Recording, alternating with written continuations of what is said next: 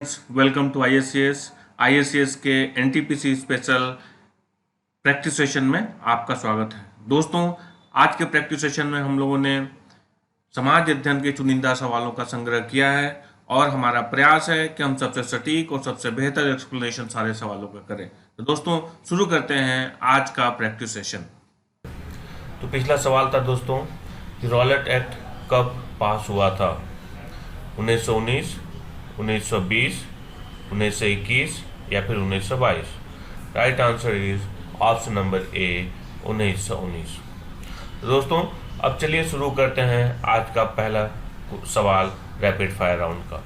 पहला सवाल है दोस्तों, उमा की तपस्या, शिव पार्वती, बसंत प्रमाण किस चित्रकार की उत्कृष्ट कृतियां हैं?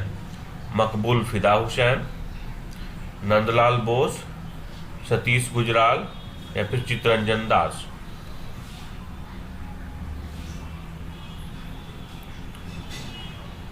Right answer is option number B, Nandlal Bose.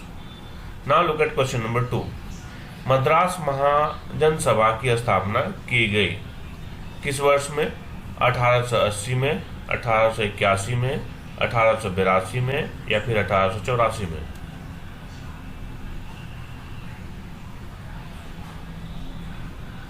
Right answer is option number D, 1884 में।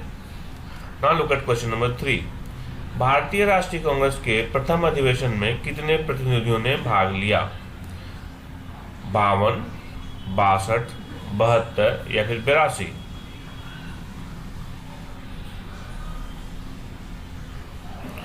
Right answer is option number C, 72 यानी 72।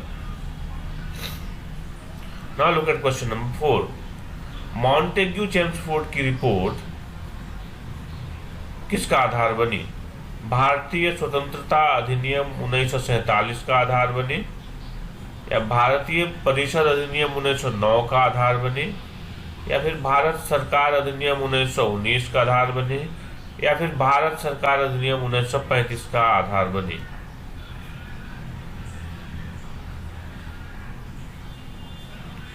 Right answer is option number C, Bharat सरकार अधिनियम 1919 का आधार बनी।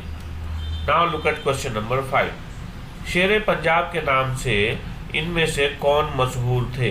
राजगुरु, भगत सिंह, लाला लाजपत राय या फिर Udham Singh?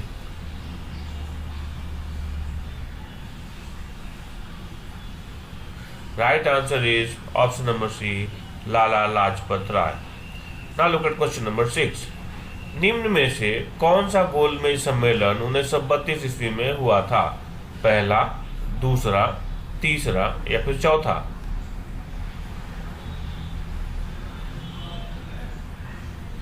Right answer is option number C, तीसरा। दोस्तों, पहला गोलमेज सम्मेलन 1930 में हुआ था, दूसरा 1931 में और तीसरा 1932 ईस्वी में हुआ था। Now look at question number 7। अभिनव भारत से कौन संबंधित है?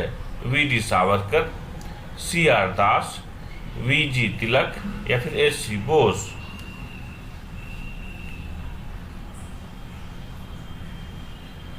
Right answer is option number A, VD. Savarkar. दोस्तों, विनायक दामोदर सावरकर ने 1904 ईस्वी में अभिनव भारत सोसाइटी की स्थापना की थी, जबकि दोस्तों नए अभिनव भारत, जो कि अपने आप को अभिनव भारत सोसाइटी का अंग मानती है, की शुरुआत 2004 ईस्वी में मेजर आर्मी के रिटायर्ड मेजर रमेश उपाध्याय एवं लेफ्टिनेंट कर्नल प्रसाद श्रीकांत पुरोहित ने की। Now look at question number 8। Kunwar Singh राजा थे, कहाँ के राजा थे? हमीरपुर, धीरपुर, जगदीशपुर या फिर रामपुर?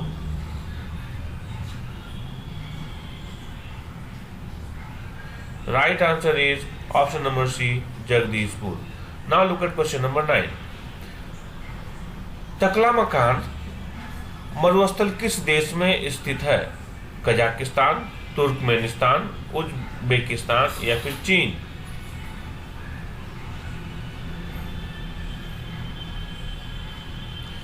दोस्तों right answer is option number D, चीन। दोस्तों इससे तकला मकान या टैकली मकान या टैकली मैकर, ये तीनों ही प्रोनाउंसिएशन होता है इसका। तो दोस्तों इससे आप घबराएंगे नहीं, तकला मकान या फिर टैकला मकान या टैकला मैकर, ये तीनों ही उच्चारण से आपसे सवाल पूछे जा सकते हैं। Now look at question number 10। Hind महासागर और लाल सागर को कौन सी जल संधि जोड़ती है? बाबल मंदेव, होमुर्ज, बोस्पोरस या फिर मलक्का।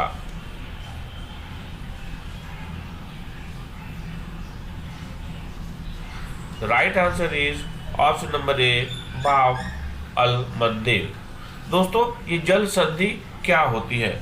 जल संधि दो वाटर बॉडीज को जोड़ने वाला ही, एक मान लीजिए एक ये वाटर बॉडीज है, जैसे मान लीजिए इसे आप इंडियन ओशन कहते हैं, इंडियन ओशन,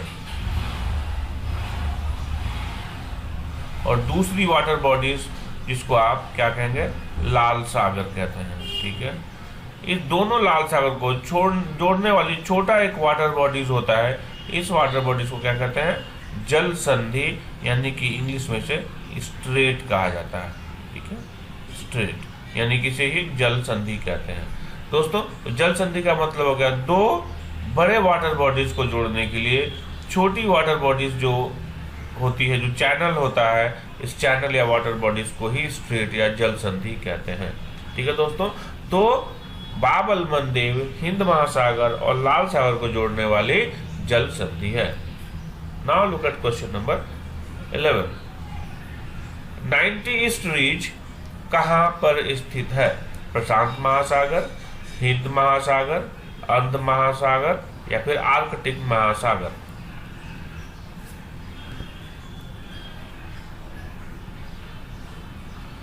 दोस्तों right answer is option number B, Hind महासागर।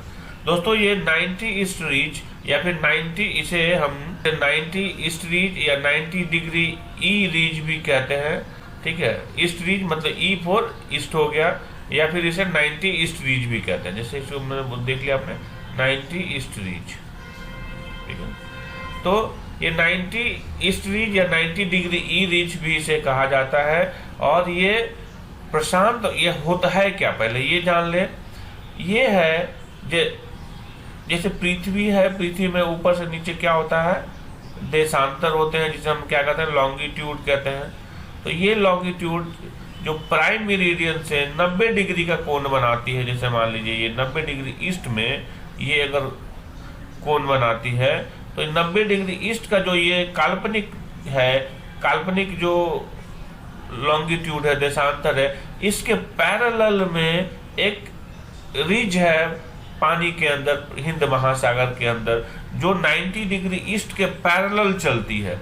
इस रिज को क्या कहते हैं? 90 ई रिज या 90 ईस्ट रिज कहा जाता है। ये रिज वोल्केनो के कारण बना हुआ है। ठीक है दोस्तों, तो क्या है ये वोल्केनो के कारण बना हुआ रिज है, जो 90 डिग्री देशांतर के समानांतर बनी हुई है। कहाँ पे? हिंद महासागर में। ठीक है दोस्तों, now look at question number 12। पौधे जो नमक युक्त मिट्टी में उगते हैं को क्या कहा जाता है?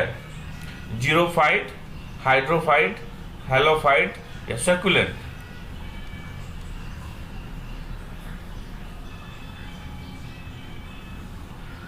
दोस्तों right answer is option number C, halophyte. दोस्तों एक चीज जान लें, जीरोफाइट क्या होता है? जो जीरोफाइट वो होता है जो मरुस्थल में बनते हैं। ठीक है दोस्तों, यहाँ पे जीरोफाइट वो होता है जो मरुस्थल में पौधे उगते हैं, उसे क्या कहते हैं? जीरोफाइट कहते हैं। जो जल में उगते हैं उसे क्या कहते हैं? हाइड्रोफाइट कहते हैं। जो नमक मिट्टी में उगते हैं उसे क्या कहते हैं हम लोग? हेलोफाइट कहते हैं। ठीक है दोस्तों, now look at question number 13। खनिज या मिनरल क्या है?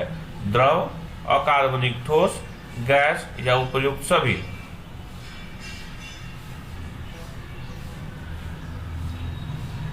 Right answer is option number D, उपयुक्त सभी। Now look at question number 14। पौधे को सबसे अधिक पानी किस मिट्टी में मिलता है? चिकनी मिट्टी, पागसू मिट्टी, बलुई मिट्टी या लोम मिट्टी?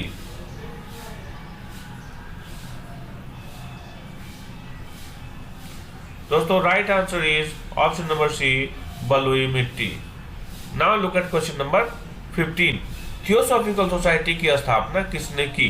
राजा राम मोहन रॉय और महात्मा गांधी 1875 ईस्वी में, या मैडम एच.पी. ब्लावेत्स्की और कर्नल अलकार्ट 1875 ईस्वी में, या फिर महात्मा गांधी और मैडम एच.पी. ब्लोत्स्की 1875 ईस्वी में, या फिर स्वामी विवेकानंद और राजा राम मोहन राय 1875 ईस्वी में?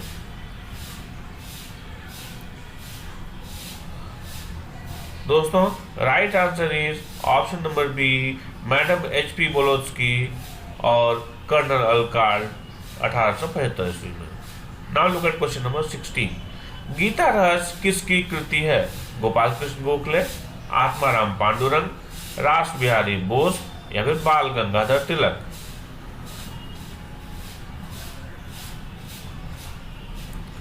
Right answer is option number D, Bal Gangadhar Tilak. Now look at question number 17। भारतीय पुनर्जागरण आंदोलन के पिता कौन था? राजा राम मोहन राय, दयानंद सरस्वती, एनी बेसेंट या फिर Shraddhanand?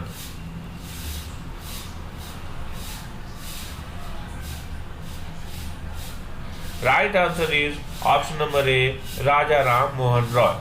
Now look at question number 18। प्रकाश संश्लेषण होता है न्यूक्लियस में, क्लोरोप्लास्ट में, परऑक्सीजोम में या फिर माइटोकॉन्ड्रिया में?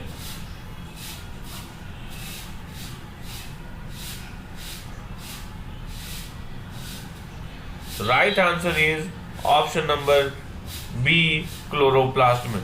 दोस्तों इस क्लोरोप्लास्ट में ही क्या होता है? क्लोरोफिल पिगमेंट होता है। दोस्तों इस क्लोरोप्लास्ट के अंदर क्लोरोफिल पिगमेंट होता है और इसी क्लोरोफिल पिगमेंट की उपस्थिति में क्या है? प्रकाश संश्लेषण की प्रक्रिया होती है। तो क्लोरोफिल और सनलाइट की उपस्थिति में क्या होता है? प्रकाश संश्लेषण की क्रिया संपन्न होती है। दोस्तों ये ऑप्शन नंबर डी जो है, ये थोड़ा जो लिखा हुआ है ये माइटोकॉन्ड्रिया होता है। दोस्तों ये टाइपो एरर है, माइटोकॉन्ड्रिया। ठीक है। Now look at question number 19। Chromosome की संरचना में कौन कौन भाग लेता है? डीएनए एवं प्रोटीन, प्रोटीन एवं राइबोसोम, माइटोकॉन्ड्रिया एवं लाइसोसोम, केंद्र एवं प्रोटोप्लाज्म?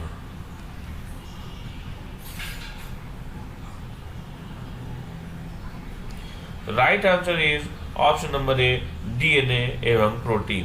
दोस्तों क्रोमोसोम डीएनए और प्रोटीन का बना होता है, उसकी संरचना डीएनए एवं प्रोटीन की होती है। Now look at question number 20। Silent valley किस राज्य में है? तमिलनाडु, गोवा, केरल या फिर आंध्र प्रदेश?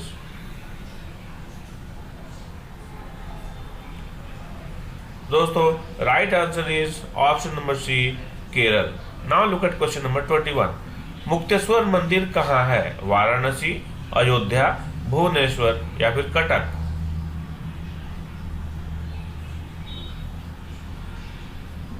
Right answer is option number C, Bhubaneswar. याद रखेंगे दोस्तों, मुक्तेश्वर, भुवनेश्वर। तो मुक्तेश्वर कहाँ है? भुवनेश्वर में है। Now look at question number 22। बौद्धों का तांबो मठ कहाँ स्थित है? उत्तराखंड, गुजरात, हिमाचल प्रदेश या फिर सिक्किम?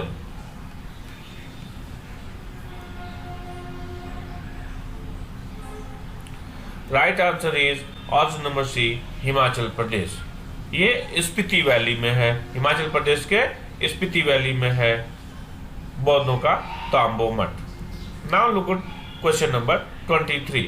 आर्यों का मुख्य व्यवसाय क्या था? व्यापार, पशुपालन, कृषि या इनमें से कोई नहीं?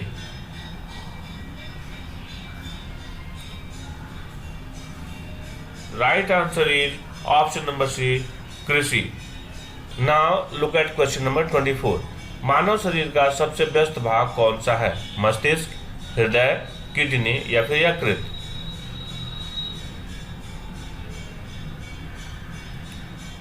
Right answer is option number B, Hriday. Now look at the last question of today's fire round, the 25.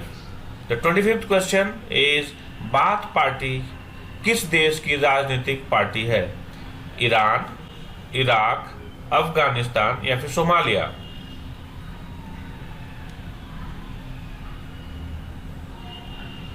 दोस्तों right answer is Iraq. Bath party Iraq की राजनीतिक पार्टी है। तो दोस्तों आपके लिए आज का सवाल है, CIA किस देश की गुप्तचर एजेंसी है? रूस, संयुक्त राज्य अमेरिका, इंग्लैंड या फिर भारत? दोस्तों आप अपना कमेंट बॉक्स में जरूर दे देंगे। यदि आप कुछ डिटेल्स देना चाहते हैं CIA के बारे में तो दोस्तों अपना डिटेल्स आप कमेंट बॉक्स में जरूर शेयर करें, इससे औरों को भी फायदा पहुंचेगा। दोस्तों thank you very much for watching this video. Thanks a lot and friends, if you have not subscribe to my channel, do subscribe to it immediately and please don't forget to forward it to your friends. दोस्तों अगर आपका कोई सुझाव हो तो आप सुझाव जरूर दें और अपना लाइक बटन जरूर दबाएं ताकि हमें भी इससे एनकरेजमेंट मिले। Thank you very much, thanks a lot once again.